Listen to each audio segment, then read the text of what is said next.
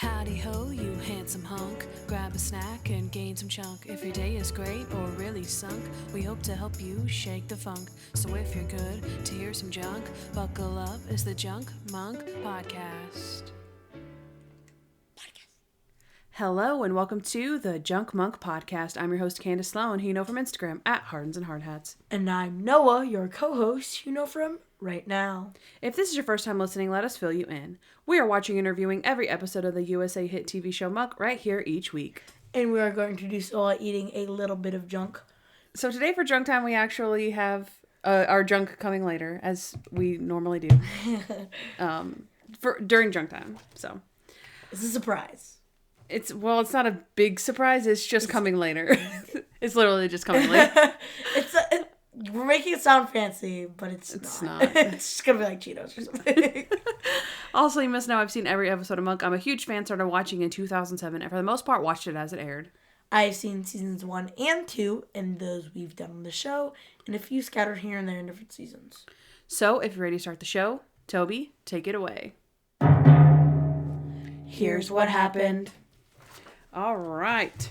This is season 8, episode 6. Mr. Mank and the Critic. So, here's what happened. In the opening scene, we see the vicious murder of a woman named Callie Esterhaus, in which an unknown man pushes her off the balcony of her hotel room. Next, we see Mr. Monk and Natalie in the audience at a community play where Julie is performing. They are patiently waiting when they notice a notorious critic, John Hannigan, is also in the audience looking down from the mezzanine. After the performance, the gang heads to the scene of the murder, and Natalie anxiously awaits the critic's review. It turns out to be bad news for Julie when Hannigan bashes her performance and calls her forgettable. Natalie goes to confront him at his office when she notices the smell of his cologne is the same scent she recognized earlier from the crime scene. She quickly pegs him as the guy, but everyone else needs some convincing. She even hires Mr. Monk and they go back to the theater to investigate. It seems their snooping causes the restroom attendant, Gilson, to have a guilty conscience about a favor he performed for John Hannigan the night before. And after he asks Hannigan about the favor, Gilson is hit on the back of the head, and it is revealed that Hannigan is in fact the guy. Natalie is really sure now, and Monk finally gets on board too when he notices a wristwatch in Gilson's personal effects. It turns out Hannigan had asked Gilson to fill his seat while he stepped out to murder Callie. Monk and Natalie both saw the critic check his wristwatch during Julie's performance, which was actually Gilson, as Hannigan carries a pocket watch. They need more proof and carry out one big scheme to catch Hannigan. Julie claims he attacked her, leading him to say he had never seen her before, proving he never saw her during the play. Hannigan is busted, and Julie ends with a very unforgettable performance. Nice. All right. That was Mr. Monk and the Critic. Kandyce, what did tú like about this episode? Which is you in Spanish. Here comes bilingual Noah to save the day and translate everything for us. Okay, we have our girl Emmy. I know. She was so poised. So poised. The entire episode. She was just very, very poised. But seriously, I mean, this is a good Julie episode. It really was. I really do love Julie episodes, like 3 Julies. What else is there? Birds and the Bees. Birds and the Bees, that was a good one. Yeah. I really feel like, I don't know if it's just inherently like when a kid is involved or something, that the episodes just seem even more fun. And lighthearted, yeah. But even not even lighthearted, because this episide wasn't lighthearted. You're right, it was really serious. And Julie even has that scene at the end where she's like, he attacked me. He gave me rum and coke.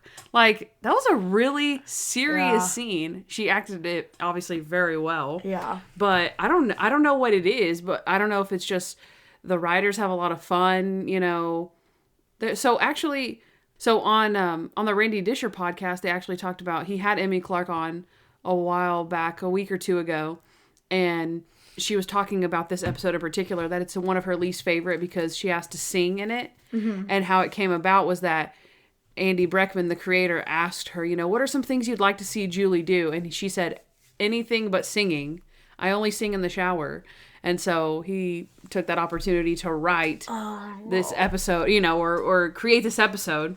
And so maybe it's just that fun that they have, like, every episode's about Monk or some iteration of that. And so whenever they get, one of the kids, or maybe they just have more fun with it. I don't know. Yeah. Because or we're just looking at it through completely biased glasses because we love Emmy Clark. I don't know. I know. I don't know. I mean, she was a really good singer. Yeah, she was. Even if it wasn't her voice. It definitely was her voice, yeah. But it sounded natural. Yeah. It was good. It was really good. I mean, I thought she was very poised. Yeah. My first like is the cameraman at the beginning. I just thought this was funny. They do a weird like. Wait, this is a like. Yes. Okay. They do like a weird first person opening, and like the guy is in first person murdering the girl. It's weird. I don't know. But the cameraman, that means the cameraman had to eat the strawberry because she feeds him a strawberry for some unknown reason. It's not helpful at all. But she feeds him a strawberry. Yeah. And the cameraman has to eat it because it has to be bitten. I wonder how they did do that, though.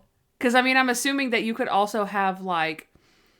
Okay, because if you think about... It's supposed to be from his eyes. So if his arms are sticking out, they couldn't very well have an actual camera where his head is. So it'd have to be something like they went a little bit above his head or something, and then they just zoomed in to make it look like it was eye shot. So it could have been that actor. Or it could have been, could have been a different actor, and then they just used the criminal's like voiceover or whatever. That's what I thought. But it did not sound... It couldn't be the cameraman because the cameraman is holding the camera. I mean, you know what I mean? The guy, the murderer has hands. The cameraman doesn't have hands because he's holding a camera. Hands whenever he like puts on the gloves, or like he takes out the ring. Yeah, it's a little weird. Yeah. But someone had to eat that strawberry. So that's your point. That's my point. Okay, somebody had to eat the strawberry. Okay, gotcha. Okay, of course, we have the restroom attendant, Gilson. The Michelangelo. I can't even say it without laughing. The Michelangelo of lavatories. And he's like, Michelangelo. When he leaves, it's so good. He was doing his thing. The bathroom was so immaculate. It was, again, guys, one of these jobs that we talk about where it's a little side character and this person just wholeheartedly does their job and you love them for it. Yeah. I love those characters, and sometimes they make an episode like that. Like, I mean, to be honest, there wasn't a lot of comedy in this episode. I mean, we'll keep discussing it obviously as we go on, but I feel like Gilson was a really good add-in for Monk to just think it's so great. The bathroom is great, and it helps him use the bathroom in a public place. So there's that too. Yeah, I like Monk in his armrests. Oh, God. He was like, Natalie, this is my armrest. That one over there is your armrest. And then a lady tries to get on the one who he was literally ragging on Natalie about. He's like, ugh, yeah. And it's, you just told Natalie to do that. I don't know. It was stupid. But then he tells the lady to switch with her father, who is a retired Army veteran and had lost his arm, so Monk could have his armrest. He's like, can you switch? I want to thank him for his service. And then he's like, thank you for your service. Like, you're welcome. He's like, all right, now we're cooking. This is awesome. Because does he do this after he goes to the bathroom? I feel like no, no, I don't think so. Because I thought he was like, first the bathroom, now the armrest. This is turning out to be the best night ever, or something like that. Because then the performance starts, and then he's like, it starts clapping, and he's like really happy. So for some reason I feel like it was after. I might be getting it mixed up, but we watched it twice too. Yeah. So it's kind of hard to remember. But I did put that Monk and Natalie were both beaming with pride. Mm-hmm. Like they looked like really proud parents, like not in a romantic way, like they're husband and wife, but like they were mom and dad for Julie, and it was so sweet. It was sweet. And Monk looked like you noticed, like you're like, is Monk crying? Like he just has like watery eyes watching Julie, and Natalie's just so proud. Mm-hmm. And they do that just like nice tight shot on her, like even though Julie's the one singing, it's like it's supposed to be showing like how proud she is. Yeah. So which I guess they're setting that up. Yeah. And then afterwards when they're like oh my God. And Natalie says, oh my God, we both cried so hard. And then Monk's like, she cried. She cried. No, yeah. No, that was good. Very poised, Julie. Very poised. Yes. I also have Natalie sending Randy to get the paper. Like, where's Lieutenant Disher? Like, oh, I sent him to get the paper. You sent him? What are you, the police commissioner now? And he's like, Randy is not he's like, he's a lieutenant. He's not a bellhop. Well, maybe he is a bellhop. And then Randy tries to protect her from the bad review. That was really sweet. Randy's always trying to be such a good guy. And she's like, read it. No, I can't read it. I can't read it. Randy, you read it. He's like, it's just one guy's opinion. And it's really sad when he has to read it to her. Natalie's being proud of Monk for going into the men's room. She's like, oh my gosh, I'm so proud of you. And like, I don't know, it's so sweet. And she has no idea. Yeah. I always love that when she's so proud of him and she doesn't know like the real story of what happened. Like, so I can't think of another instance, but there's been other instances like, I'm so happy for you, or I'm so proud of you. And it's like, yeah, I did something like you wouldn't approve of, or like, you know what I mean? It was something like outlandish. And, but yeah. I also have Natalie solving the case for real. Like, for real, over Monk. Like, she smells the cologne, and then she smells the cologne again, and she's like, he's the guy, and of course everyone doesn't believe her, but she actually solves it. And then she does more investigative work. I mean, she does things that are, like, sketch, like breaking to his backyard, and then shoving a Chinese dumpling in his face. Like, it was a little, you know, her evidence wasn't totally strong, but she was gathering more evidence. She got more evidence than even just that. It reminded me of season 1 with Monk, and he's always against everyone else, and Natalie's against everyone else, which I really like because it's like roles reversed or whatever. But also it gave me Genius vibes because she just could not beat this guy, and she was like desperately like searching in his backyard and like. Oh, that's a good one. It felt like the Genius to me. Oh, I like that. It was a really good episode. Yeah, true. I like that callback. Okay. I also have Julie's second performance, right? Because her first one was great. And then her second one is in the headquarters. And then so they're like, she's like, Natalie walks in. She's like, I have ironclad proof, 100% evidence. No one can deny this. Julie, get in here. And Julie has her boombox. She's like, oh God. And then so she makes her sing in front of everyone. And then I think that was one of the parts that Emmy said that she hated like the most. Like, she was so nervous to just sing in the headquarters. Aww. And then everyone's like looking around like approvingly like, oh, she's great. She's great. Yeah. And then I love how hard Natalie fights for her. And she believes in Julie just so much. And then I will say Julie totally did. I thought she said it was my idea. But you told me Julie said it wasn't my idea. Yeah. Because I had written down the first time I watched, I was like, oh, and it was Julie's idea. That's so sweet. And then I was like, wait, did she say it wasn't her idea? And she was like, yeah. Never mind, scratch that out. Because she says, like, because they're like, Natalie, I'm not sure that's, like, the best proof. And Natalie's like, sing it again. And she starts singing. That is so, we died laughing at that part. It just caught us by surprise. She starts singing. Monk's like, no, it's good, it's good. Yep, so good. That was hilarious. We also have the circle of bad checks. So when Natalie goes to hire Mr. Monk, she's like, I'm gonna pay you $300 to do this, and he's like, nope, that's a bad check. She's like, no, I just deposited my paycheck yesterday. It's good. And he's like, yeah, but I happen to know where you got your money from is no good. So this check, therefore, is no good. Why are you writing me bad checks? That's messed up. And she's like, that's not fair. You wrote me a bad check first. And he's like, Natalie, who knows who wrote the first bad check? Then it's just going round and round. It's like the whole chicken. No, there's no chicken and egg situation. It's all chicken. This is all chicken. And then he's like, you know what? Let's just call it even. She's like, that's not how it works. And he's like, oh, well, if I have to explain that to you, then should I even really be paying you? Oh my gosh. That's so funny. How is that even? I love the whole, like, trying to convince the critic Monk and Natalie just got out of the theater, and they're trying to convince the critic that Julie was good, and they're like undercover, and Natalie says, "Oh, at the I love that beginning, Julie. What's her name? Oh yes, Julie Teager."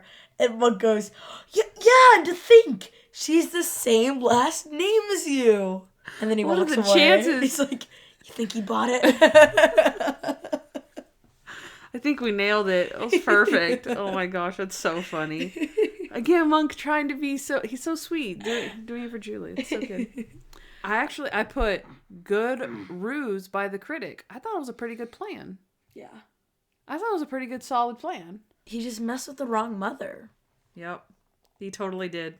That's it. I don't know if that's a dislike or a plot hole, but yeah, he did. He messed with the wrong mother, but because Monk wasn't even going to catch him. Yeah. The best detective in the world wasn't even going to catch him. Yeah. Great. I'm going to get into a plot hole if I keep going because I don't really understand why. Fighting the urge to say a plot hole. Okay. I also had the feeling of like when Monk solves this case when they're standing around in the hospital and they're trying to they're talking about Gilson and his personal effects and stuff, and Monk is like, wait a second, this is his watch? Hannigan's the guy. And you're like, yes, and then Natalie's like, wait a second, can I say something? And he's like, what? And she's like, I told you I do it. I knew it. She starts poking everybody. But it was, that's what Monk's. Don't hug me. Yes. Do you remember what he says? Yeah, he's like, okay, before I say it, you're going to have the urge to hug me. I ask you, please do not hug me. And so he says, Hannigan is the guy. And Natalie's like, yay, I told you. And she hugs him. Yeah. Right? Yeah. Yeah. And she hugs him, yeah. I only have a couple of more. Are you done? Yeah, I'm done. Yeah. Okay. So, of course, we have the huge scheme. The huge Julie scheme that we kind of already mentioned. She killed that. Mm-hmm. That has to be one of the... I mean, I don't know if I'm stating too much, but that's got to be one of the best schemes ever to catch a guy. Like, it kind of reminds me of the one where the psychic, which is one of my favorites. It's like episode 2 of the whole series, where they trick the guy by making him think that his mistress is dead, and they put her in makeup and they stick her in the hole in the ground. And the psychic goes and she's like, she's telling me that you killed her and you put her in this hole. And the criminal, he's like all frantic, like, no, there's no way. She's a fake. She's not a real psychic. And they're like, how do you know that? And he's like, because I took her to the thing. She's not a real psychic. She's a phony. And so they like get him to admit that the lady wasn't a psychic after all. And then his girlfriend, his like mistress, pops up out of the grave and they had like painted her with makeup. Do you remember this at all? I feel like you don't remember this. No, I do not. The people out there will remember it. But, I mean, you watched this episode a long time ago. Such a long time and you watched it one time. Yeah. So, and I'm making it sound pretty dramatic. But I love this episode. It was really good. The ramp? It is. Okay, that's all I remember. Yeah. The opening scene is like a ramp or something. Yeah. We've probably seen the opening scene a few times. Like, he's scooting the thing out and he's like... Yeah, I think we've seen that a few times. Why have we seen that so many times? I don't know. I've seen it quite a few times. That's weird that you said that. But yeah.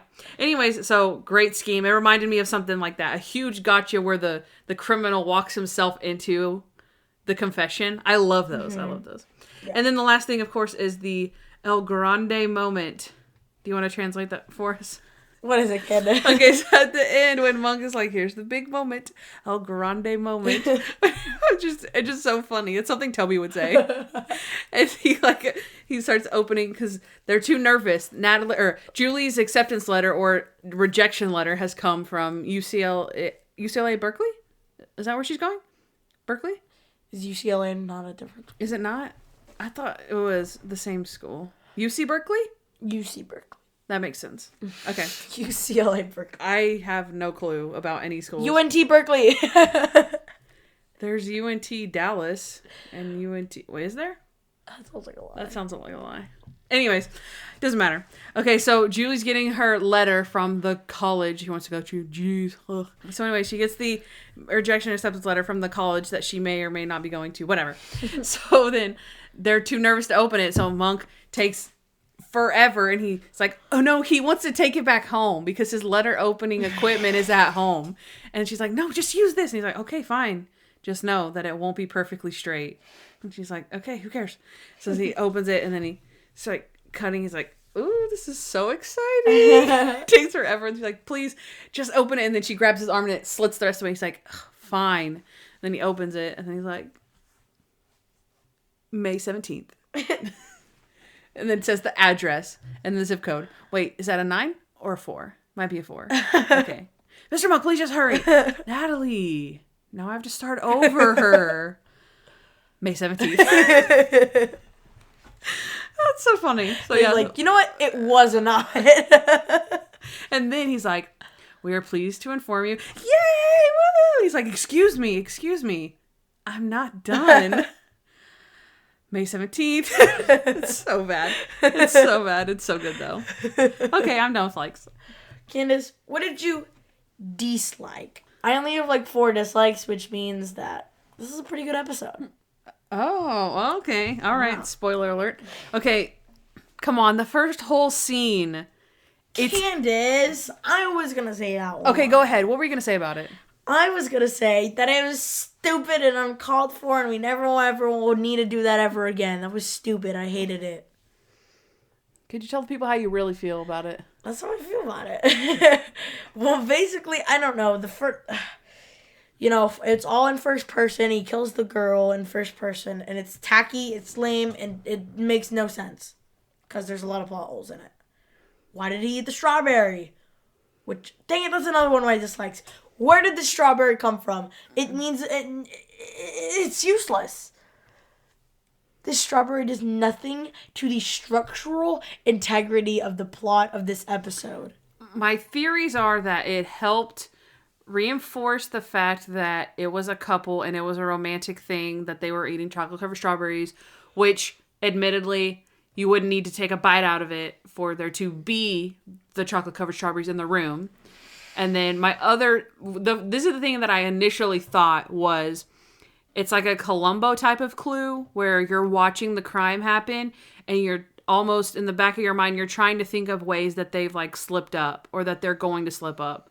Like, I remember one, like the first, I think like the pilot episode of Columbo, I remember the murder is like 30 minutes long, which they're all like that, but I was like shocked that it was that long. Uh-huh. But it's like 30 minutes long and you're watching the murder, like you're watching him plan it, execute it, like hide the body for literally 30 minutes. So you're watching all these things that he could be doing that could possibly be clues. Like when he picks up the phone without gloves on and you're like, what? No way. Like, you're trying to think of like ways that Columbo's totally going to figure him out. And then he goes back, like 5 minutes pass and then he goes back and wipes down the phone because he's like, oh, and he goes back and wipes it. Like, that's just like one of those things where you're like, oh, dang, he thought of it. Where I'm thinking, well, I'm watching it through and going, oh, he totally just bit that strawberry. Like, they're going to be able to ID him from the bitten strawberry, and then they're not able to use it in the end. Mm-hmm. So it's like something that you think like, oh, that'll be a clue, and they're like, oh, that came up empty, and you're like, dang it. Just to throw us off.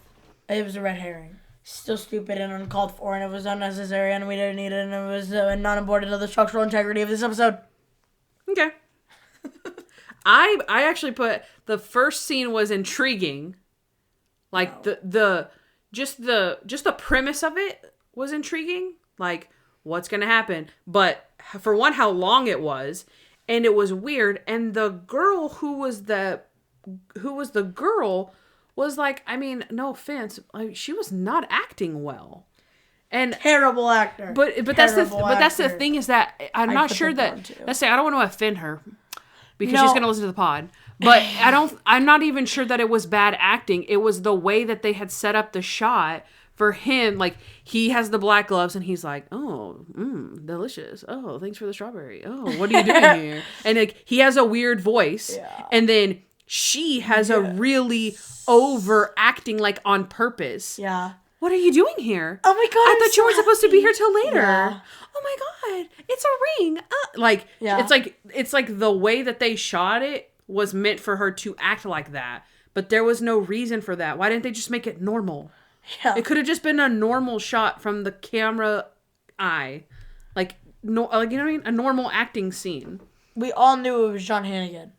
Well, I mean, you didn't know it was John Hannigan when it started. I knew it. You knew his name and everything. No, I don't think it's the whole... I don't think... He sounds like a John, maybe... Hannigan? Como se dice Hannigan? No, but... That means, how do you say it? Thanks, Noah. But yeah, I just think... Because this one gave me Makes a Friend vibes, because at the beginning, Hal Tucker... It does a similar thing with the first person type thing, but it doesn't really do it. It's not in the camera's eyes. It's like he's in the shower and you can hear him talking. And remember, the girl opens the bottle. He's hiding antiques in the bottle and he's smuggling them. Oh yeah. And she goes to open the wine bottle and she's like, "Oh, we're gonna open this. It's a special occasion." And she finds the antique and then he's mad and he's like, "What are you doing? Why are you opening that?" Mm-hmm. So it reminded me of that because you hear his voice, even though Andy Richter has a really distinctive voice, like, but it's... Which one is Andy Richter? This guy or Hal? Hal is Andy Richter. Really? Yeah, he's a really distinct... He's like, Adrian. He talks like this. Oh, yeah. Yeah. But he camouflaged... This guy had a really distinctive voice, But he camouflaged his voice just like he did. That's why you were like, that is not John Hannigan's voice. I was like... If Hal Tucker can change his voice, he can definitely change his. Yeah. So, yeah. Okay, my next one is Stottlemyre is really testy in this episode. He's yelling in every single scene. No. And I'm pretty sure that's like 100% accurate. Every single scene, he's yelling. No, not yeah, every I'm pretty scene. sure. Not yeah. every scene. No. He yells at John Hannigan in the end. Shut up and listen. He yells at Natalie when they're in the hospital. "Come on, Tiger, are you going to accuse this man of every murder in San Francisco?" He yells at Natalie in the beginning because he yells at her about the sending Randy to get the newspaper. He's not a bellhop. He yells at her whenever she's being annoying on the sidewalk. And he says, "Why don't you just go over there and talk to the critic himself? He's a couple of blocks down." He yells in every single scene. Oh my God, he does. Yeah. Because after the first two scenes, I wrote that down. I was like, Stotty's a little testy in this episode. And then later, I wrote, yells in every scene. He does. And Randy barely gets to talk. Randy has like one... Well, he has one funny line when the lady's like... He's like... It's like, "What do you think this J means on this?" And she's like, "I don't know. His name starts with a J." And he's like, "Okay. Randy, are you writing that down that his name starts with a J?" What could be? He said, "I put a question mark after." Yes. Oh my God, that's funny. And then, but he also has the scene with Natalie. Yeah. That's why I was like, oh, he did get to talk, but it wasn't funny. Yeah. But yeah. Okay, my next one is, it's kind of a plot hole, but not really. I put it in dislikes, but this guy is going all in on this bad review that he was lying about. I know. He could have just been like, "Wow, you did really good," or something. Like, no one's going to ask questions if they did really good. Someone is going to be mad at you if you say they did really bad. Because no one's going to go, "I did really good? I got to check this guy out."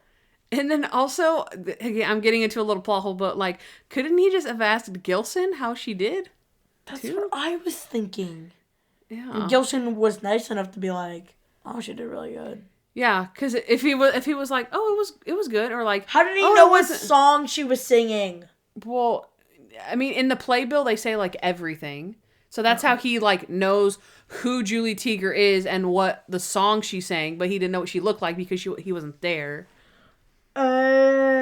Yeah, so that was easy, but yeah, I feel like he could have just asked like, "So what did I miss? Like, how was it?" But I mean, I guess there wasn't a lot of time to talk, but he could have asked him after the play or something. Yeah. I don't know. That was a little plot holey, but I was just like, this guy, like when he first did it, I was like, I don't like that. Mm-hmm. That he could have just been like, he literally doubled down like to Natalie and is like, "Oh, I'm sorry. I didn't mean to say that. I meant to say that I wish I could forget her awful performance." Yeah. Like, that's just of her rude. Trying to sing. Yeah. Like, wait, why wouldn't you just say, "I was in a bad mood"? Or I guess you couldn't say that because then it would be like, "You're a murderer. You were in a bad mood." But I don't know. The girl at the beginning is annoying, and she's also a bad actress. I mean, we already talked about the bad actress side of it, but she was super annoying. Mm-hmm. Oh my gosh! I mean, I knew I was texting a lot, and I was just jealous. But I mean, I'm gonna make it up to you. You're not gonna regret this. And boom, pushed her down. Like, I was happy. Just kill her already. Yeah, this was not like the other episode. We're like, oh no. Yeah, whenever he hit Gilson in the head, I was like, yeah, I wrote that down. I put for 30 seconds straight, Noah's going, no, no, no, no. Because it's so painfully obvious, because they're just in the garage by themselves, and he's, like, looking around, and you're like, oh my god. No. I was like, Jesus, hitting him hard. I loved Gilson. I know, and I also put old people dying. Really, you asked the decrepit old man to get stuff out of your trunk and carry the boxes, and he was nice enough to say yes, and you hit him on the head? God.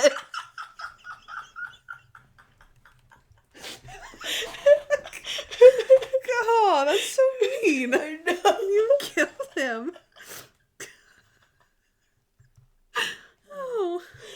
Oh my, that's the worst way to go. Hey, can you help me with this? Bang! He died doing what he loved, carrying your crap inside the theater. God, at least you could have killed him in the bathroom. I know. That would have been, well. Did he even die? He didn't die. Okay, yeah, I was going to say that. I don't know. He didn't say that. They didn't say he died. They said he was in a coma. Oh. Yeah. So I probably died. Yeah, that's what I was thinking. That's so sad. I know. Gilly. Yeah. Gilly. Good old Gil. Good old... Our pal Gil. Okay. Isn't he like Gil's son or something? Son of Gil. He even mentioned his dad, didn't he? He was like, my father told me. What did he say? That there are no men like small enough to do a job. There's no small jobs, only small people. I thought it was sweet. Though. That was sweet. You're right. It was. Okay, I put this. These are kind of big ones on the next ones, actually. Monk not only wouldn't help out Natalie while he was reading a book, like literally doing nothing. It wasn't like, Natalie, we got to focus on this. On the Kelly. We can't do. Yeah, we can't be looking into him. He was reading a book, and then she tries to hire him because she's desperate, and he does the whole bad check thing. Like, it's as funny as it is. You're like, really? You're not going to honor her check because you wrote her a bad check first? Like, terrible boss.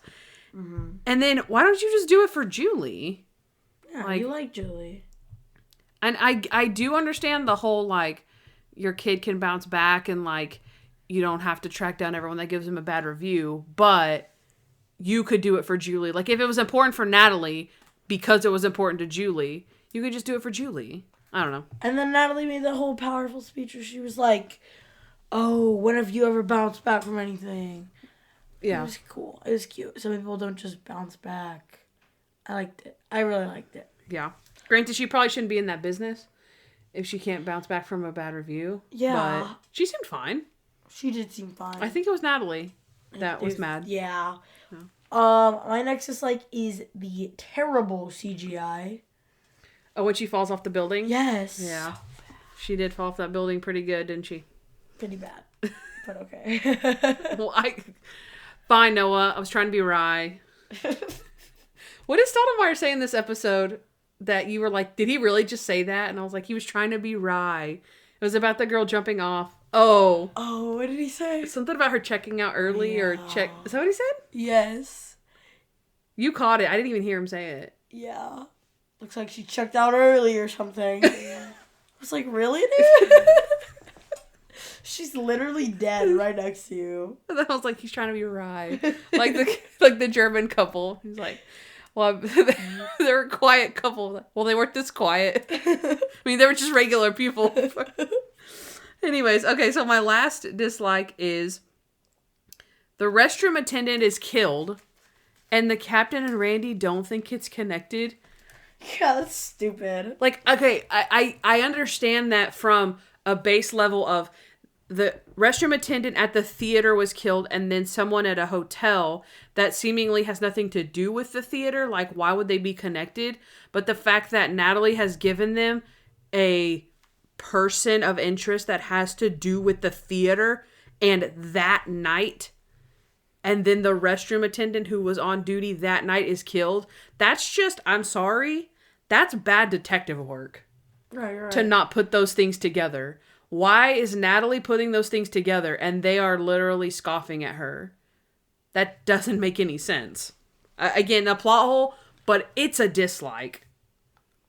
Yeah. Because it's not like, oh wow, what terrible detective work. Like, oh my gosh. It's like, no.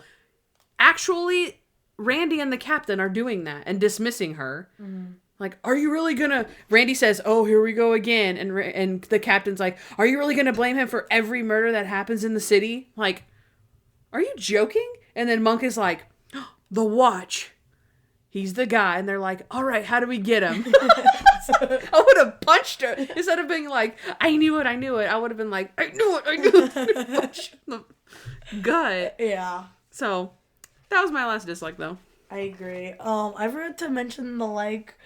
where Monk will go out on the balcony. Oh, yeah. And he's like, come on, Monk, it's perfectly safe out here. He jumps up and down. Yeah, he jumped like Peter Pan or something. He's like, it's perfectly safe out here. And Monk's like, was it perfectly safe for her? And makes like a swoop. Yeah. Off the edge. That was funny. That was so bad, but it was good.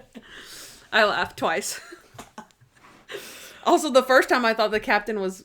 like, when he was jumping up and down, I was like, oh my god, is he about to, like, break the balcony? That was scary. I was like, what is he doing? Yeah, why is he doing that? Yeah. I told you, he's antsy. Like, he's kind of rage monkey in this episode. Rage monkey. It's rage monster, yeah, it is.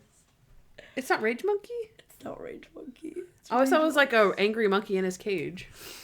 Okay, well, just forget me and my old people lingo. I'm not sure if that's old people or I just made it up. I think there's no way an old person said old monkey before. Old monkey? Fudge. I'm too tired for this. Just, he's the guy already. Okay. He's the guy. Okay, Noah, who do you have? I didn't find anyone. I didn't see anyone. Okay. Gilson, I will say Gilson kind of looks familiar. Okay, so I'll start with John Hannigan, because he's really famous.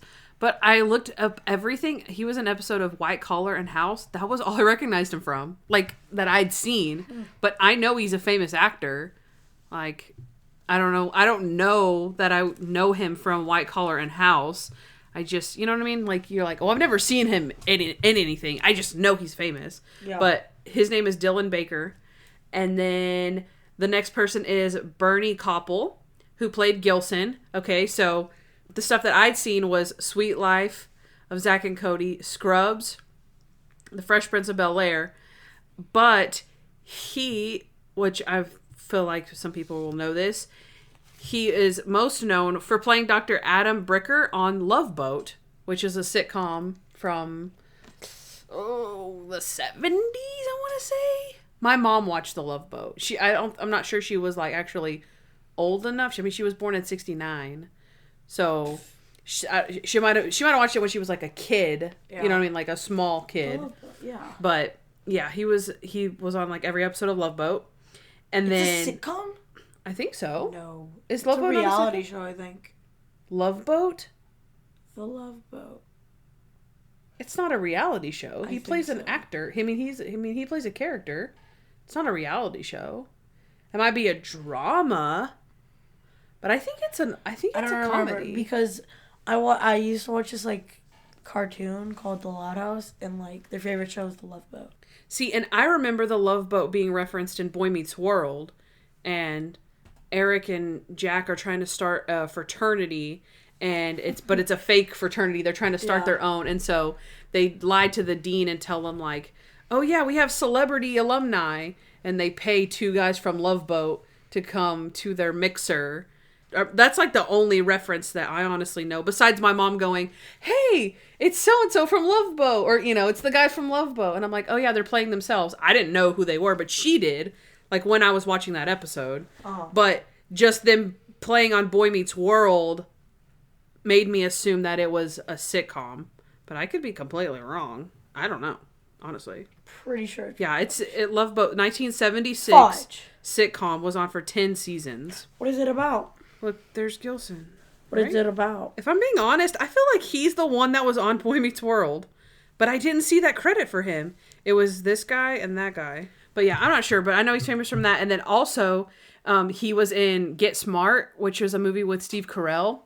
Oh. And I was like, oh, I've seen that movie. But then I kept looking at his credits going backwards, and he was in another Get Smart, like, because the Get Smart's like from the 60s. So he was in Get Smart in 1990, and then he was also in Get Smart in the 60s. So they must have had him, you know, come back for that character. Yeah. So, and then he was also on an episode of The Lucy Show. So, I thought that was interesting. His credits go back really, really far. So. Oh, wow. Okay, then next I have Keith Robinson, who played Officer Darden. He was on an episode of White Collar, Lie to Me, and he was in another episode of Monk. And he played Sergeant Number 2 in Mr. Monk Gets Stuck in Traffic. So he played another police officer. Okay. I thought it was going to be the officer from Buys a House that we just caught, but it wasn't. It wasn't. Yeah. And then my last person is Erin Cahill, who played Callie Esterhaus.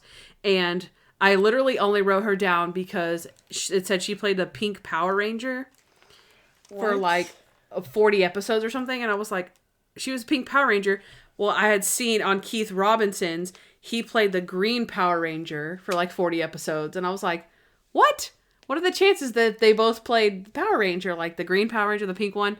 But apparently it wasn't the same series because I clicked on it and I was looking for his name on her IMDb thing and it wasn't there. I was like, oh, dang, that would have been cool. That would have been cool. That would have been both Power Rangers.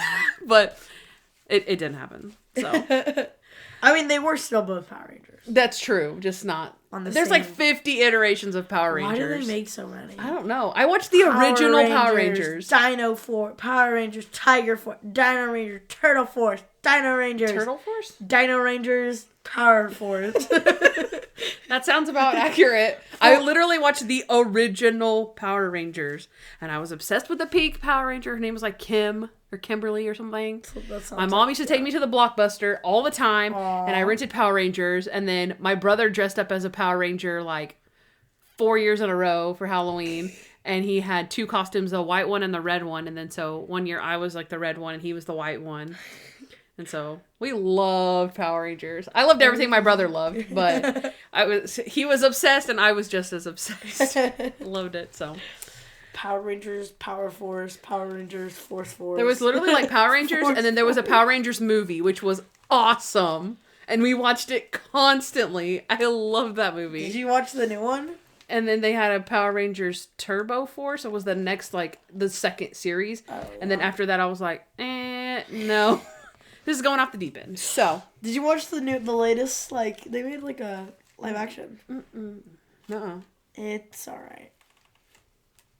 Yeah. I feel like I vaguely remember that. I remember my nephew played in kindergarten. He's like 7 now, so like 2 years ago.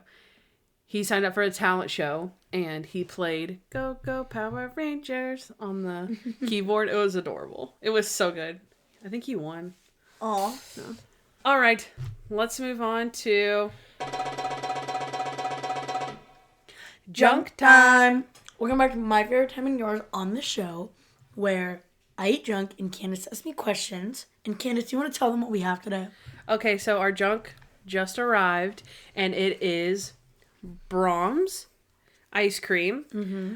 They have the new flavors they rolled out for, they do like seasonal flavors, so I guess these are like springtime.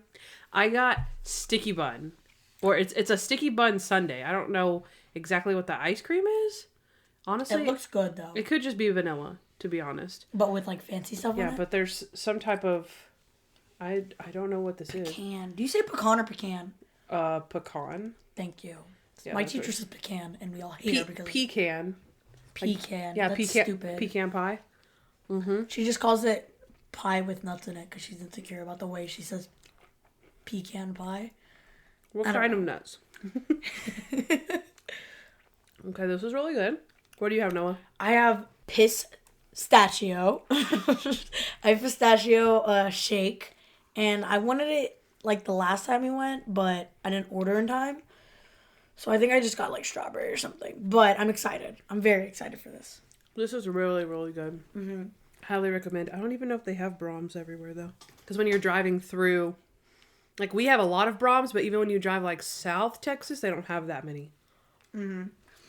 All right, Kandyce. What questions do you have for me today?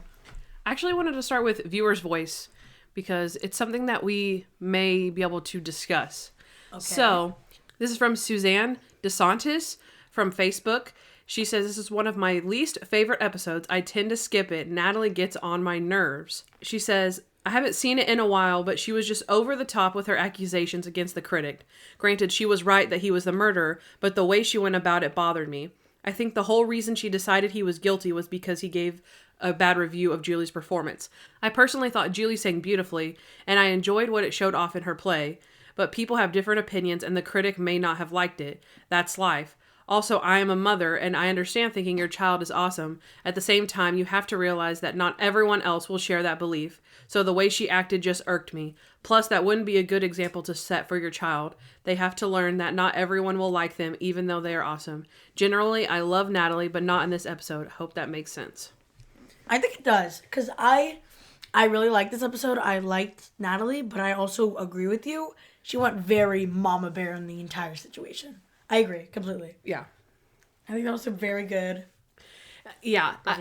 It's so funny because it's like, but there's always that stipulation, but also she was right. Yeah. So you're like, well, but she was right. So the fact that Julie performed so well, and you're like, there's no way he would call her performance forgettable. You know what I mean? So it's like, it's hard to say, but yes, overall, you just kind of let it be. Like, I mean, my mom would never be one of those parents that would like go to the coach and say like, why aren't you playing my kid? Yeah, or that's messed up. Yeah, like, yeah, I definitely agree. And I definitely wouldn't be the kid that would go along with the whole, you know, I'd be Julie. This was not my idea. That would totally be me. So yeah, I think I tend to agree with that as well. But thank you, Suzanne, for submitting that viewer's voice. If you want to get your opinion heard on the show, send us a DM or a message wherever you listen to us at, and you might get on the show. Okay, so my first question is, how do you feel about public restrooms? I was very secluded on public restrooms up until I really had to go to the bathroom, which is like every week or so. And then I'll use the bathroom. Wait, what? You have to go to the bath? Like, you really have to go to the bathroom, like, when you're out in public once a week? Is that what you're saying? No. I mean, I'm okay with, like, urinals and stuff. Like, that doesn't bother me. But, like, stalls make me so uncomfortable. Oh. Why don't they just raise them to the ceilings? It doesn't seem that hard. Am I wrong? That is so funny. Am I wrong, That is so funny. Well, it's funny because we're different genders. So guys, it's totally like taboo to go to the stall because you're like, everyone's going to think I'm pooping. Yeah. And it's like, well, because if you go in there, you are. So that's really funny. Whereas girls have it easier because everything is a stall. So nobody knows what you're doing unless you're the one that's, stinking it up. But even then, it's pretty anonymous. Like, you don't know, and then, like, you don't know that stranger, you know what I mean? Like, I will say that I don't have a problem with public restrooms, but whenever I was in school, I would not go to the bathroom at school. Yeah, me neither. And, like, that is, like, so bad for your health, it's not even funny. I would literally get just, like, incapacitating, like, is that what it's called? Like, gas pains. Because I would just hold it in. Oh, yeah. Like, hold it in. It hurt so bad. And I didn't even, like, really put it together. But then I would get, like, a UTI or something. And Mom would be like, you're not going to the bathroom at school, are you? And I'm like, no. It's so bad. It was so bad. So, yeah. So, I'm definitely A-okay with public restrooms because when you gotta go, you need to go. It's really bad for you. So, I used to know somebody who would only use the restroom because they deemed it clean only use the restroom at one place. Could you guess where that place was? It's like an average. It's a normal place. So it's not like it's a very famous, popular place. A hotel? That's a good guess. No, I mean it's a specific like brand, like Brahms. Oh, Chick-fil-A. Oh, that's a good guess. It's not Subway. That's a good guess. Starts with an S. Crap. What is it? Sonic. No. Oh my gosh. Sonic. No, Sonic is like my favorite bathroom. No. Because it's on the outside of the building. So I don't have to go in to the store. I agree with that. You don't have to like walk past. Because I always feel like bad when you don't buy something? Yeah, I always feel bad. And I'm always like, I'm in the driveway. Like, I'm in the drive-thru. We just ordered. Yeah. Yeah. But they just think I'm stealing the restrooms. God. Exactly. I agree, yeah. So the place that starts with an S is Starbucks. So she would only go to the bathroom at Starbucks, and she would literally she peed her pants. Like trying to run inside the house because she had held it for so long. And she like peed before she got to the bathroom. My mom did that once, like in the car. It was so gross. It was so gross. Oh my gosh, I hope she doesn't listen to this. I know, it was disgusting. She was like, I gotta go. Never mind. It was so gross. Never mind. That's what you say in the pool. You're like, man, I gotta pee so bad. And then like an hour later, they're like, didn't you have to go pee? And you're like, oh yeah, I guess it just went away. Into the pool next to your legs. No, yeah. But yeah, I'm perfectly okay. I will say though, like I said, when I was younger, I didn't like to go at school. But I used to go to this place that was like a flea market, and your mom, we're throwing your mom under the bus today. Okay, she would get the toilet paper and lay the toilet paper down. That's what I do. Over the seats. That's what I do. Yeah, well, I mean, that's because that's your mom, but yeah. I'm sure she taught you how to do that, but she would do that because she was like, just squat over the toilet seat. Like, it's super easy, just squat over the toilet seat. And I could never do that. Yeah, no way. Because, like, I couldn't aim. Like, so I'm like, I don't understand how you just squat. As an adult, squat all the time because public bathrooms are dirty and nobody cleans them. So, I mean, not nobody, but if it's dirty, I just squat and then it lasts like 2 seconds. I'm like, whoop, out of there. And you don't wipe. Don't even wipe. No, I do have a bidet now. I know. I've always wanted to try it. I do have a bidet. It's like in your master bedroom though. Like the master bathroom, so I can't. I can just walk in there. You're like, gotta take a poop. It's on my bucket list. Use your bidet. I just use a bidet, honestly. It is pretty nice. I will say it's very shocking whenever you go to another restroom and you're like, I have to wipe? Yeah. Like a peasant? Who's gonna wipe for me? I shall not wipe. I feel like wiping is so outdated and gross. I'm not even joking. And I wipe. I feel so... It's so funny because I never understood that like whatsoever, and now because I use it pretty much all the time. I mean, like every day, and so now it's super weird, and I'm like, oh, I don't feel clean. Like, how did I ever live? Like, how did I ever survive like this? It's super weird. Is your butt like wet or something? Yeah. That's disgusting. That's gross. Yeah, it's weird. Well, it's getting too TMI, but okay, wait. Do you wipe sitting down or standing up? Okay, this got derailed. This is all potty talk. No, I just want to know. It actually depends. No freaking way. It depends. Because if I standing up before, I'm out. I'm out of here. But I squat.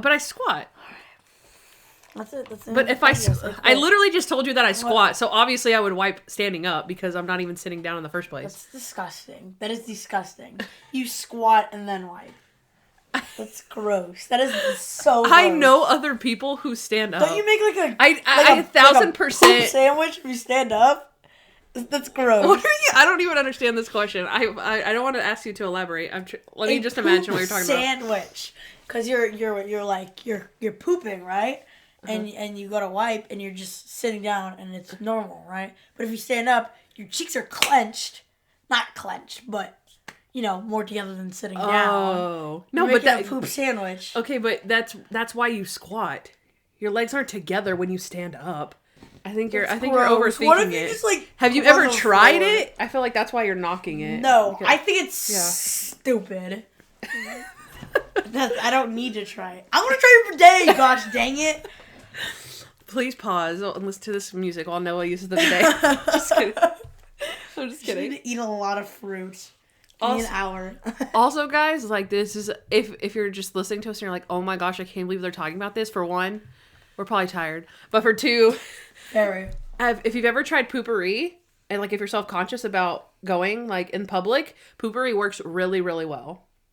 And do you know what that is, right? It's spray. It's the spray before you go thing. So what it is it's like essential oils. So oil and water separates. So before you go to the bathroom, you have to do it before. You spray the bowl like 10 times or 7 times or whatever it says on the bottle, and it traps the odor inside because the oil stays at the top. So it works really, really well. Like, just saying. Yeah. I never knew that's how it worked. Yeah, because the oil you'll see it. You'll see the oil, and it it's kind of floats on the top, and then so when you drop it in, the odor, the scent can't get out. Wait. People are self-conscious about the smell. Yeah. I get that like in your own bathroom. I'm self-conscious about like if I'm in the stall and it's like it's like Okay, I have a tip for that. Flush while you're going. oh my god. As soon as you're about to let it go, you flush the toilet so the sound's really loud so no one can actually hear. oh and then my once, god, yeah. that's genius. And then once it's all in the toilet, you flush again. Because there's also oh my god, that's so smart. You know what a courtesy flush is, right? No. A courtesy flush in general is if you poop and you have more to poop, you flush it to get the smell out of there. It's a courtesy flush. Wait, what? So like say you're in the public bathroom, you poop and you're like, oh gosh, that smells really bad. But you have more, you go ahead and flush the toilet because you're going to stink up the bathroom just like sitting there waiting. Yeah. So it's a courtesy flush. Boop, flush. And so it doesn't stink up the bathroom. I always wondered what my bowels would feel like if they were just completely empty. I've done cleanses before. Does it feel weird? I mean, you don't know if your body is empty. I feel like weird. I constantly have to poop because I don't know. I've done cleanses though, where before you go to bed, you take like oxygen powder or something. I don't know what it is. It's a natural supplement thing. That makes you poop? And the next day you're just like, you can't go anywhere. You like can't go anywhere. So you just have to be glued to the toilet? Yeah. That's gross. I mean, not you just like take laxatives? Yeah, you can take those too. We've been talking about this for what, 6 minutes? Okay, do I even have another question? Not really. I mean, I feel like this is more interesting content. What's the next to one? be Just real. ask me. Okay. Have you ever had to sing in public? No. No, yes I did. Oh, really? We had to do, okay, not like by myself. So, boom, 2nd grade, that doesn't even matter. But like last year, we had to like sing as a choir. Because they were doing like a play plus the music. And we were like the music people or whatever. But no one really wanted to do it. Mm-hmm. So it was just a bunch of people and we were singing so bad. Oh no. It was so funny. That is so funny. Because we were supposed to practice, but like we never did. Uh-huh. And like it was like a nativity thing. And so there was a projector, and if you didn't know the words, you could just look at the projector, and all of us were like looking behind, but, like cockeyed, like because the projector's behind you. Yeah. We're looking behind us, like up in the sky. Oh, and none of y'all can see. Of Bethlehem. It was so bad. It was so bad, and we were like laughing, and it was terrible. It was embarrassing. Oh, that's so sad and funny. Why didn't I get an invite to that? I think I've only had to sing in public one time. Besides, like, people randomly being like, oh, you sing good. Sing on cue. And I'm like, what am I supposed to sing? What do you want me to do? I think I've been put on the spot, like, maybe once or twice by, like, a family member. But other than that, I sang one time at a church. My brother's a musician, And then, like, we used to have a music room where we all hung out and played music and stuff. And, well, I didn't play music. I would sing because I like to sing. And then my brothers had, like, a set at one of these churches. Like, they didn't go to this church. They just were, you know, hired or volunteered or whatever. And so they were like, oh, hey, you could sing a song with us. And I was, like, super nervous because, like, I could sing, but I never sang in public. And so I practiced, like, all night. Like, we practiced for it. And then we did the next day, we had the set, and I would just sing, like, backup, and then it was, like, time for my turn. I was so nervous, and I did well, though. I mean, it wasn't, like, amazing or anything, but I thought, like, I was gonna forget all the words, and I thought I was gonna, like, hit a flat note, because it was kind of a hard song to sing, but it was Hosanna. Hosanna in the highest. See, and you're a good singer. And so, but but like, people as a whole nother variable. Yeah. Yeah. Oh, yeah. Yeah. Because even then, like, I could sing in front of you easy. Yeah. But if we were, like, on a live podcast, I'd be like, and the hard part of that song, and a lot of songs, is, like, your key is, like, okay, and then on the bridge, they're like, and you have to go up, and you're like, oh, crap, like, this is the hard part, but if you sang the rest of the song lower, that's too low to sing, so it's really hard, but yeah, I did all right, so, all right, that conversation turned around from potty to Jesus. Jesus will be proud.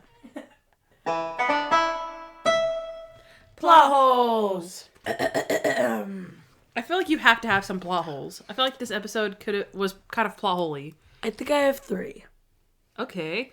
Let me see if I have anything that's not an actual plot hole first. Okay, yeah. I'll do this one. This one's not a plot hole. I don't, well, kind of. I don't know. The nicotine gum clue. We discussed this. I asked Toby. It was a red herring. I had asked Toby about it. No, it wasn't a red herring. It didn't make sense. It doesn't really make sense because if you guys don't even remember what I'm talking about. So the big clue, in my opinion, was the watch, right? The Critic had a pocket watch. Gilson had a wristwatch. So that couldn't have been him in the box, right? But the other clue that Monk saw in Gilson's personal effects was nicotine gum, like in a gift box. So Monk was like, oh, Gilson must have been gifting the Critic nicotine gum because he had lied to him and told him he was taking a smoke break during the play. Mm-hmm. That's, again, not a plot hole, but that is a very strange gift to get someone ever. What even is nicotine gum? So the addictive thing in cigarettes is nicotine. Yes. So instead of you smoking cigarettes and getting all the chemicals and toxins into your body and your lungs, you have gum that has nicotine in it. So you chew the gum. And so it's supposed to give you your fix instead of you having to smoke. Yeah. It's the same thing as a nicotine patch. What's that? It's a patch that has nicotine in it. You put it on your body. You put it on your body? Mm-hmm. You usually put it on your arm. And it just releases small doses of nicotine. Yeah, it's just a patch that absorbs through your skin. Like the patch contains nicotine and then it absorbs through your skin. It's like putting lotion on. It doesn't inject into your body. Lotion is a scam. Up. Okay. Okay. Anything what about hand sanitizer? Hand sanitizer is a scam. Soap? Scam. Why was Monkey even happy about the soap? It's a scam.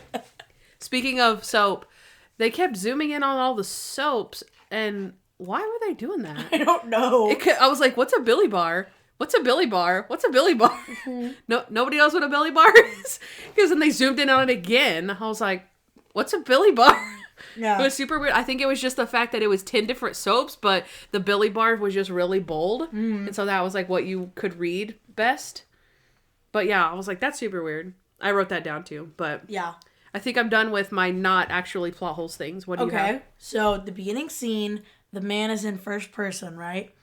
But at the end of the scene, it just isn't. It's weird because we see his right shoulder on the left side of the screen, like pushing the woman off. Instead of... Because it's supposed to be through his eyes, like his actual eyeballs, yeah. So, like, instead of making it like his arms go around the camera and push the lady, mm-hmm. he was off to the side of the camera pushing her So you couldn't see his face. Oh, okay, yeah. And his eyes wouldn't be on the side of his body like that. Yeah. Huh. It Interesting. went from first person to third person view. Boom. Good catch. That is the easiest way I can explain it. You just have to watch it for yourself. Good catch. Okay, I have one from that scene too, and that the guy opens the ring box towards the camera. He's on one knee, he opens the ring box towards the camera, and then he doesn't turn it around to her until he stands up. Yeah. And the reason they did that was because it was the same ring that he gave to his actual fiance. So they were trying to show you that, but like, really? Then just tilt the box a little bit up and backwards for us to see. I thought that was weird. Face it towards us. That was weird. Yeah. I wonder how many engagements, like, were botched because of that. I know. They're like, oh, you turn it towards you first. Okay. Yeah. I know what the ring looks like. I bought it 5 months ago. Oh my god. Could you imagine opening the box and it won't open and you have to turn it around? That would suck. It would take like 0.2 seconds. No, oh, you but just you're mean just like because you're super nervous and you're like, nervous, oh god, oh my god, this is the biggest moment of my life. You're like, will you marry? What the? You're like, would you marry me? Isn't it beautiful? Oh god, it's not over. Okay, wait a minute. Would you marry? Repeat. Act like that didn't happen. Act like that didn't happen. I honestly don't even remember my engagement, so. What? No, that's not true. That's not true. I don't want to open that bag of worms.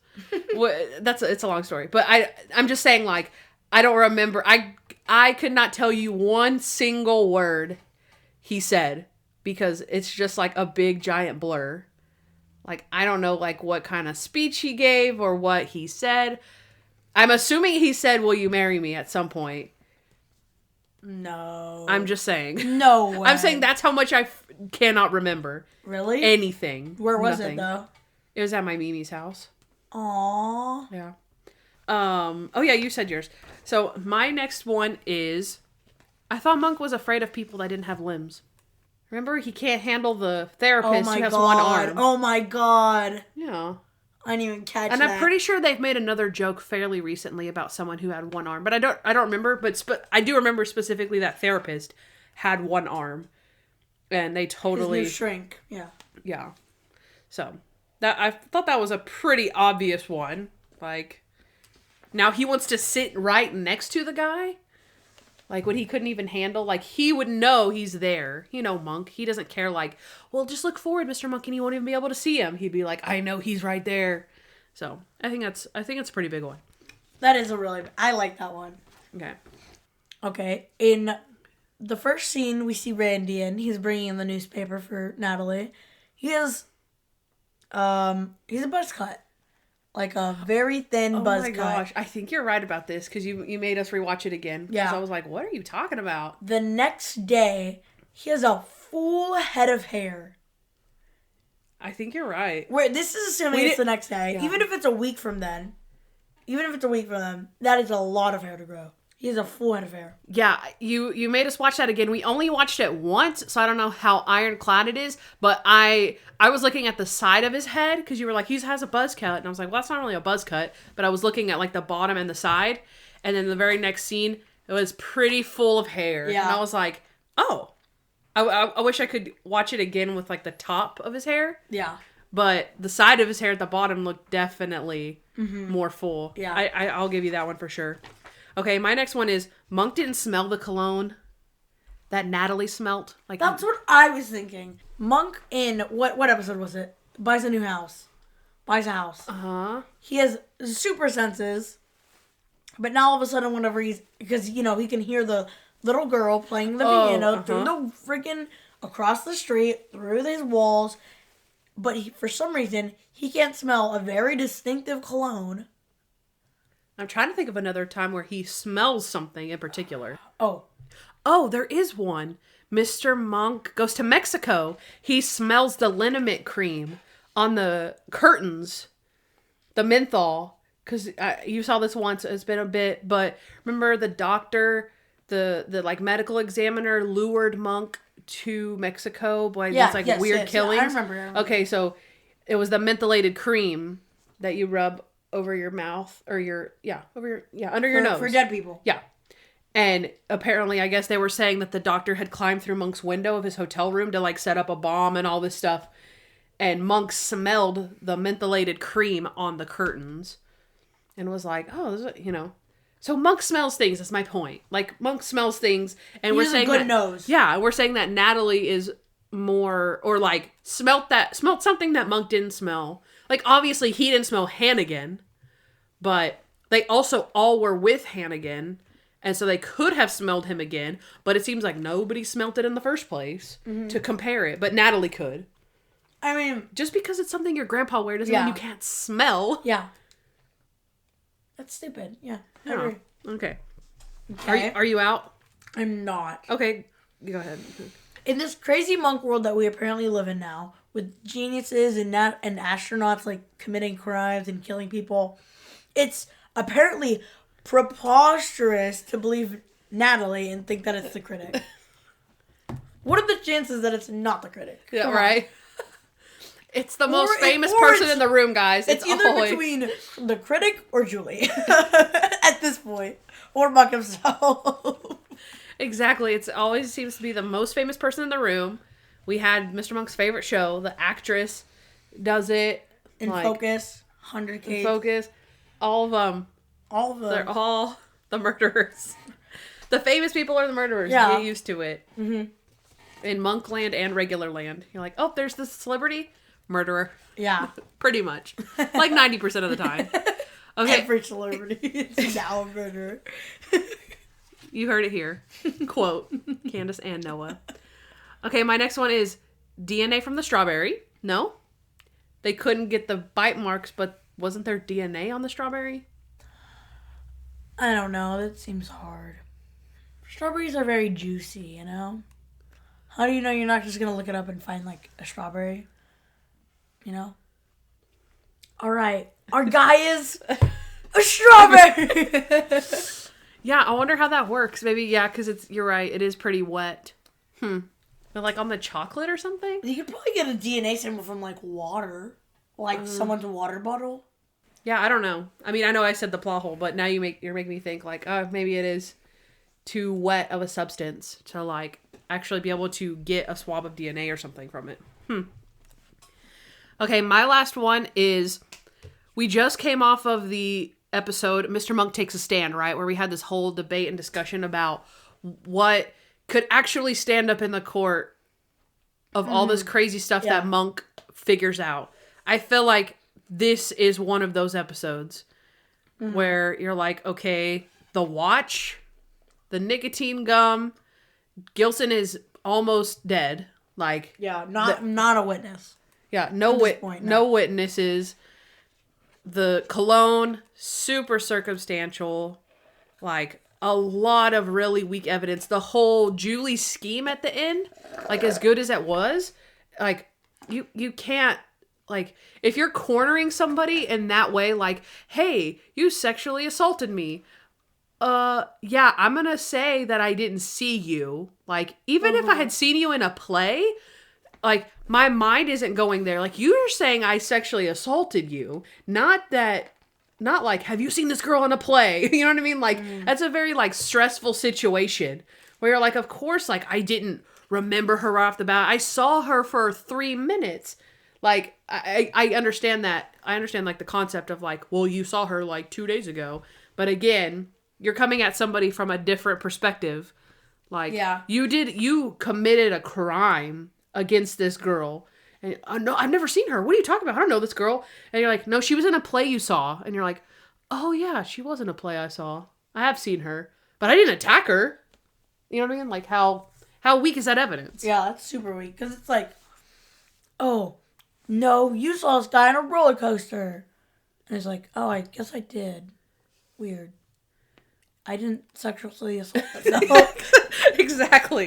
Exactly. So you're not. Yeah, your mind is thinking about times you sexually assaulted someone, which quite obviously never happens. Exactly. Yeah. Thank you. Okay. All right. That was my final plot hole.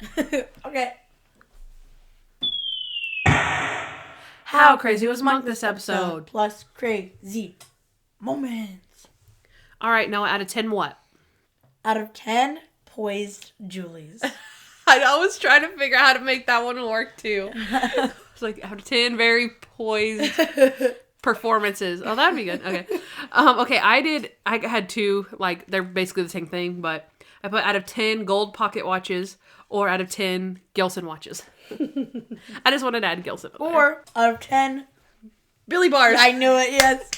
Billy bars. Out of 10 Billy bars. We gotta look that up and see if that's a thing. It probably is. Like 10 years ago was a thing. Yeah.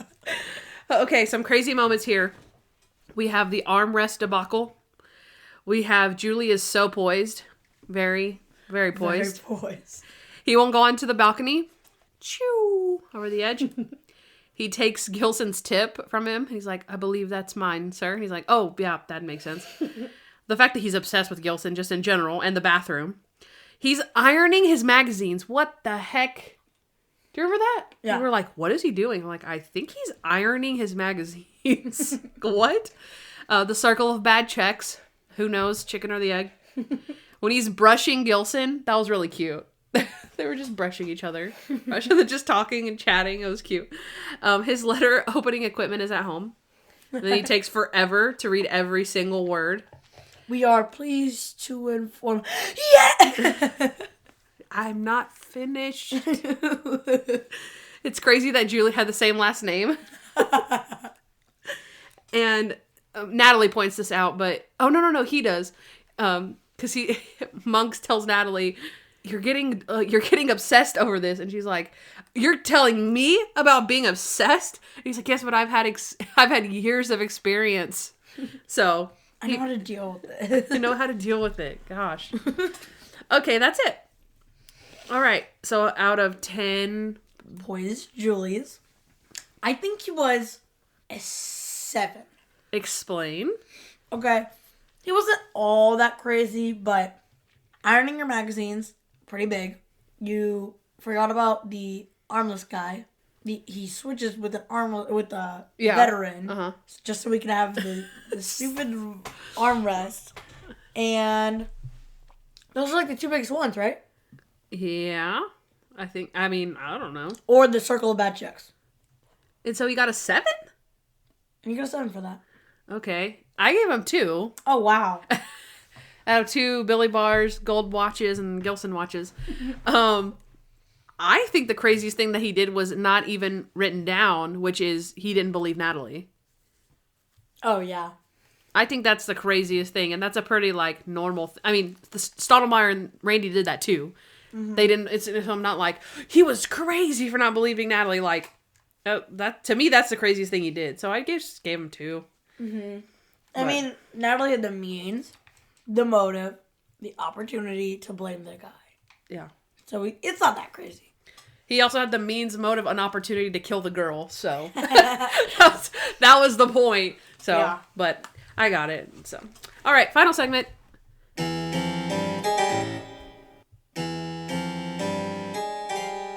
Fudge.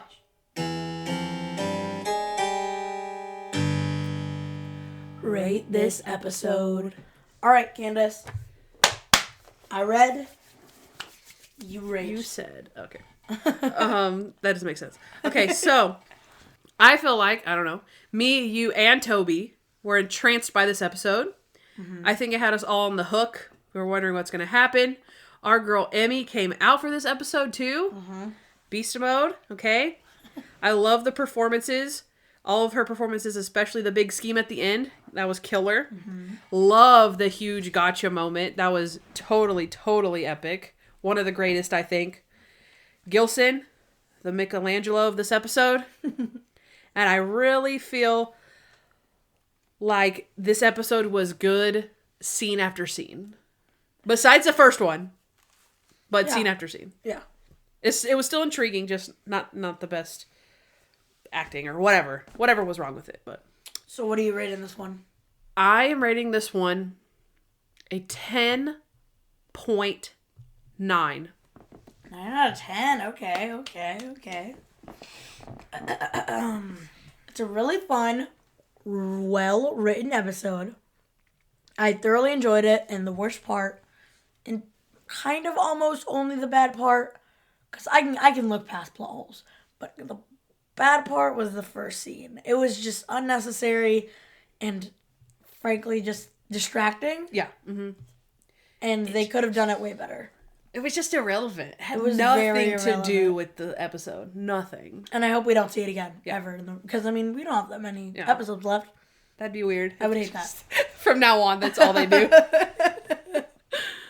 Oh, God. Don't even joke like that. That's terrifying. Okay. Anyways. I rated it a 8.5. Okay. I really like this one. Okay. But it wasn't quite top tier, but it was close. Yeah, and it's funny because I feel like this is one of those episodes where it wasn't super funny, but I feel like I really enjoyed watching it, and that's what gave it a 9 for me. Mm-hmm. Whereas, like, dissecting it, it's not like, oh my gosh, I loved this, was my favorite part, or this is my favorite thing, or I can't even with this one. I just really enjoyed it. Yeah.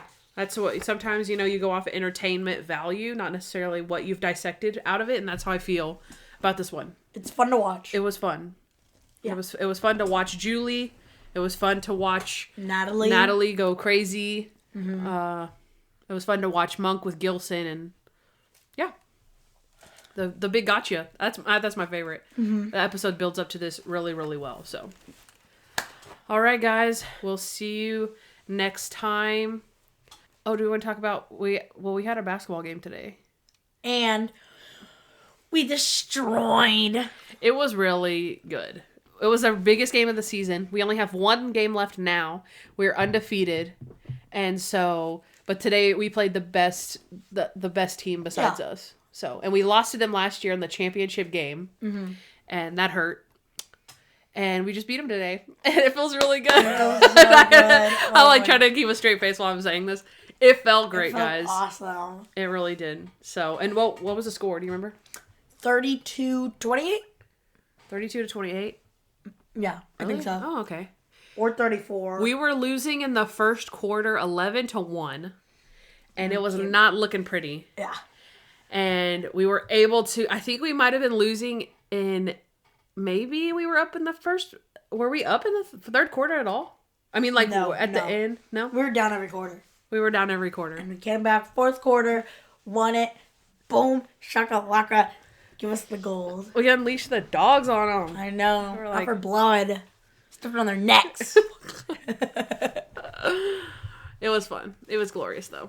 So, all right, guys. We will see you next time for episode 7. Our phone's getting blown up, so... Okay, all right, let's hop off. All right, guys. We'll see you next time.